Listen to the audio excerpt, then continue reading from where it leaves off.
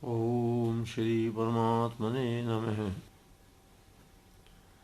Stable inner peace and happiness grow in the life of a human being in proportion to the wisdom that grows in him or her. Wisdom and peace and happiness go together. And from one angle, wisdom includes knowing the truth that our stay here in the world is for a short time. It is temporary. And therefore there must be some deep purpose of the soul getting the chance of having the body of a human being.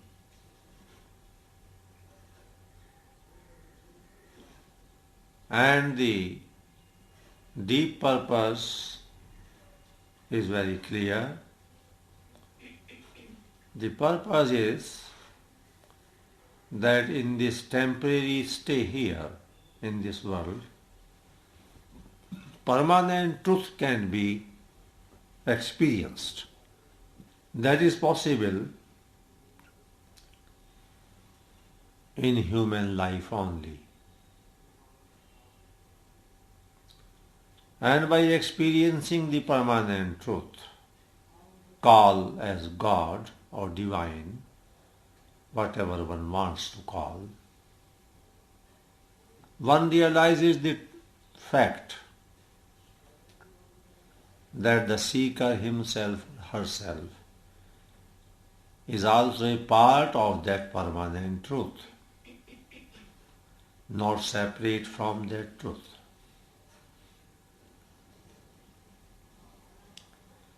It is in this way that the sages of ancient times said that we are the sons and daughters of immortality.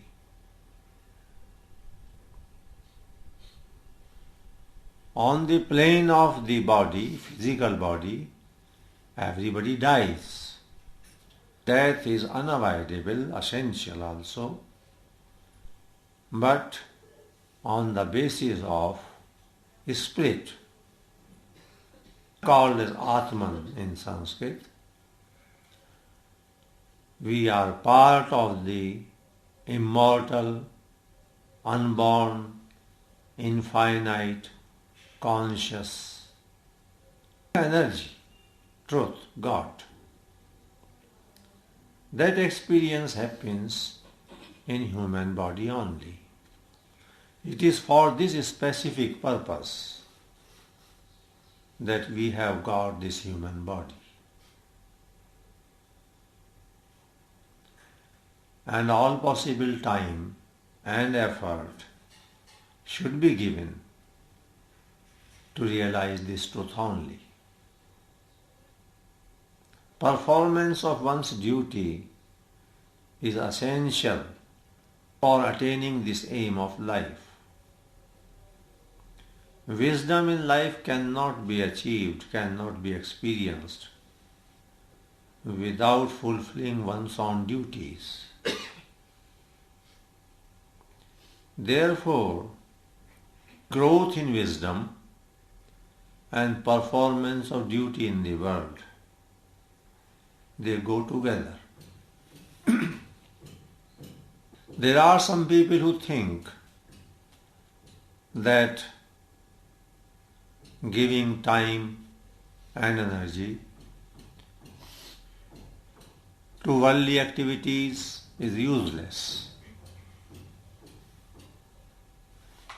Then there are other people who think that all this talk of experiencing truth is useless. The greatest saints say that both these opinions, both these views are faulty, they are wrong. The right path is that there should be activity. One has to live in the world through work, and then there should be wisdom also. They go together. So this sphere of activity is also very important. About this, the saints have said that nobody can exist in the world without work, without activity. But then, activity may have two motives behind it. When activity is done simply because of one's own selfishness, worldly gains, then it creates bondage. When desire alone is the aim or is the motivating factor of activity, then it creates bondage in the person. But when activity is done with the motive of serving others for the good and happiness of others, then this very activity removes the bondage. It becomes a means for liberation, for freedom inside.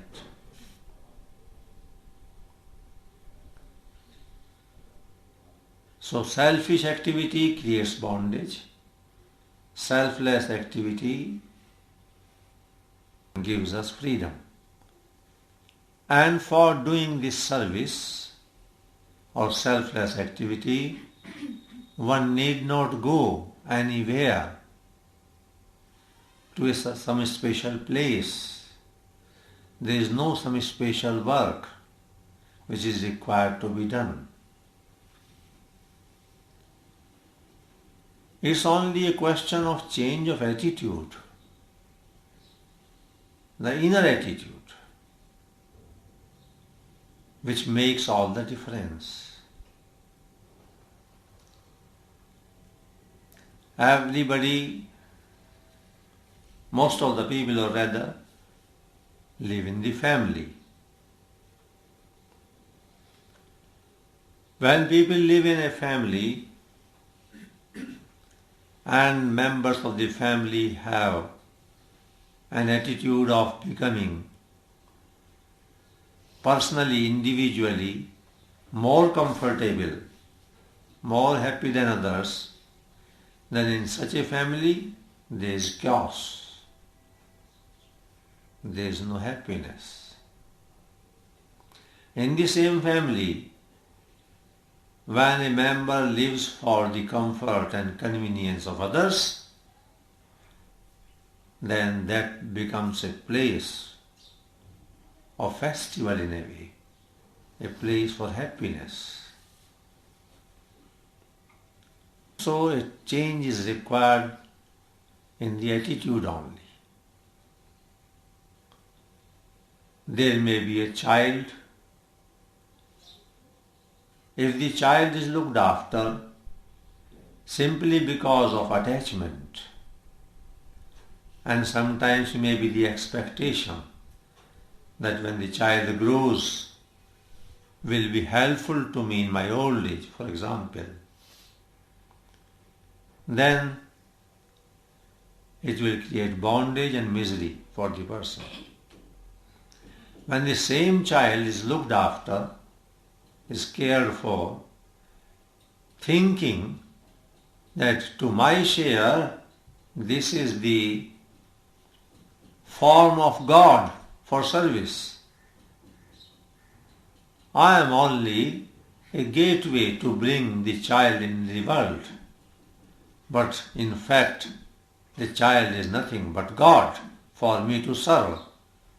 then doing work for the same child starts giving us liberation. This is all inner attitude.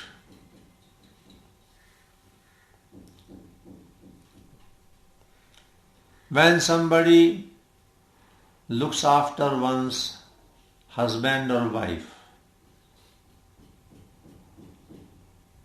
though it appears one is looking after, but in the mind the motive is that she is helpful to me or he is helpful to me, useful to me, then one will not be happy. And when the same person looks after another person from the angle that I must make him or her happy,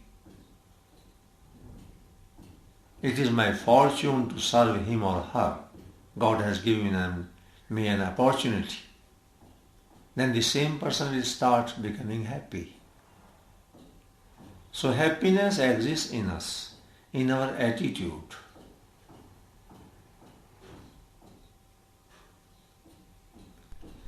In the same way, these many negative elements in personality, they can be eradicated while living in the family. Saints have said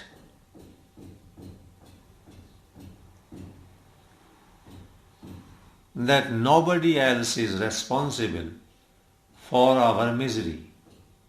We ourselves are responsible. Our karmas.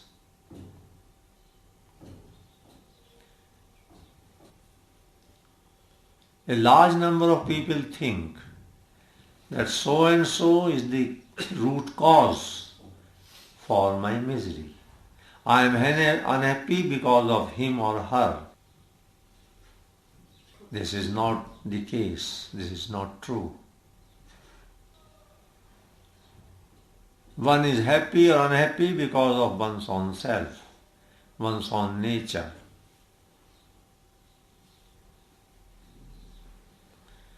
So this is an opportunity for improvement of our own personality, our own life.